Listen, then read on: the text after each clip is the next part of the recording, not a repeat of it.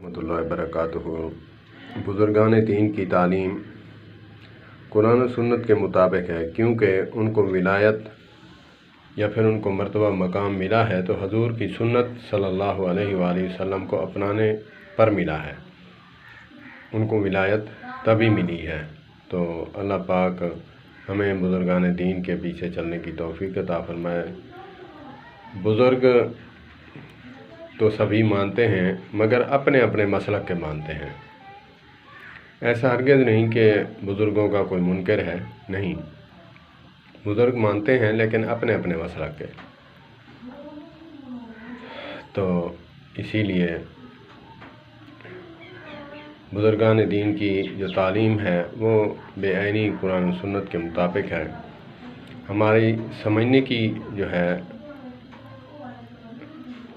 ہمارا عقل آری ہے، تو اسی لیے ہم اس میں سے کچھ باتیں ایسی نکالتے ہیں جو ہمیں سمجھ نہیں آتی، ظاہراً جو ہے اس سے کچھ اور نکل رہا ہوتا ہے، اس کا مفہوم کچھ اور ہوتا ہے۔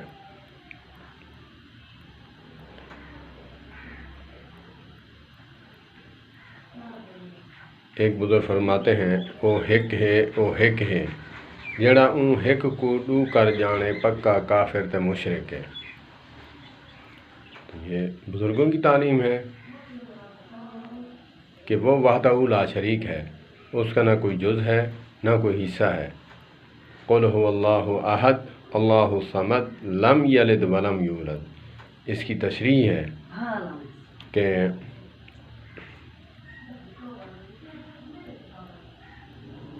او ہک ہے جڑا اون ہک کو ڈو کر جانے پکا کافر تے مشرک ہے۔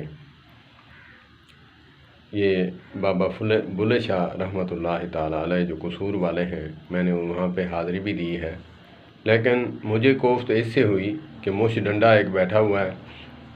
یہ جو درباریں جو اوقاف میں دے دی ہیں، یہ سب سے بڑی غلطی کی ہے۔ اب وہاں پہ مجاور بیٹھا ہے، مش ڈنڈا لڑکیوں کو دیکھ رہا ہے، چھیڑ رہا ہے، تو وہ کسی مسلک پر کسی مسلک والے نے اس کو نہیں کہا، نہ کسی مسلک کا یہ رائٹ ہے نہ مسئلہ ہے۔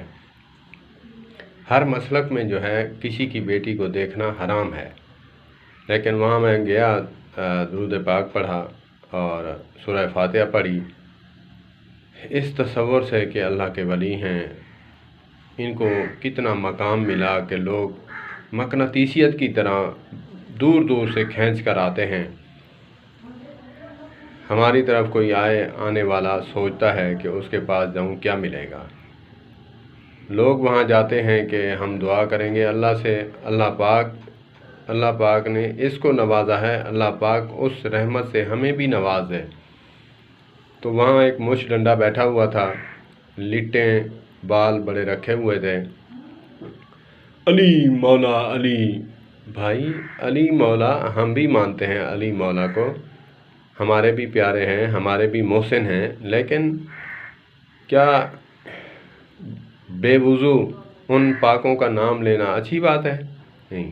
یہ جو ہمارے مسلک کے اہل سنت بھائی ہیں، مزارات جو ہیں اوقاف سے چھڑائیں، ورنہ یہ مسلک ان کا بدنام ہو جائے گا۔ ایک عالم دین تھے، میں نے لاہور رات کو تہجد کے ٹائم اللہ پاک نے توفیق دی اٹھنے کو، میں نے ان کا بات سنا، وہ یہی نشاندہی فرما رہے تھے کہ جو مجاور بیٹھے ہیں ہم نے نہیں ملائے، ہم نے نہیں بٹھائے۔ یہ اوقاف والے جو ہیں جن کے آرڈر میں ہیں، ان کو جو ہے تنخواہ دے کر وہاں بیٹھے ہوئے ہیں، نہ کہ کسی عالم نے بٹھائے ہیں، نہ کسی مسلک نے۔ تو پھر میری مؤدبانہ گزارش ہے کہ اس کی تحریک چلائیں، جیسے لوگ صبح کی تحریک چلاتے ہیں، کسی کام کے لیے تحریک چلاتے ہیں۔ اہل سنت والجماعت بریلوی جو ہمارے بھائی ہیں علماء، وہ تحریک چلائیں۔ یہ مسجدیں جو ہیں مزارات جو ہیں بزرگان دین کی، ان کو جو ہے ان سے جو نشائی اور بھنگائی یہ جو بیٹھے ہیں، ان کو جو ہے وہاں سے صاف کرنا چاہیے۔ جو وہ کام کرتے ہیں وہ آپ کے مسلک پر تھوپ دیا جاتا ہے۔ کسی ایک کی غلطی کو کسی سارے مسلک کو جو ہے زیرو کر دینا ہمارے دنیا کا اصول ہے۔ تو اسی لیے میں وہاں گیا، دیکھا تو دل کو بڑی کوفت ہوئی کہ بزرگان دین کی مزاروں پر جب وہ آئے تھے تو وہ قال اللہ و قال الرسول کی صدا بلند کرنے کے لیے آئے، لاکھوں اور کروڑوں لوگوں کو کلمہ پڑھایا حضور پاک صلی اللہ تبارک و تعالیٰ علیہ وآلہ وسلم کا۔ لیکن یہاں کیا ہو رہا ہے؟ خلاف شرع باتیں ہو رہی ہیں، خلاف شرع جو ہے عورتیں وہاں پہ آتی ہیں بے پردہ ہو کر۔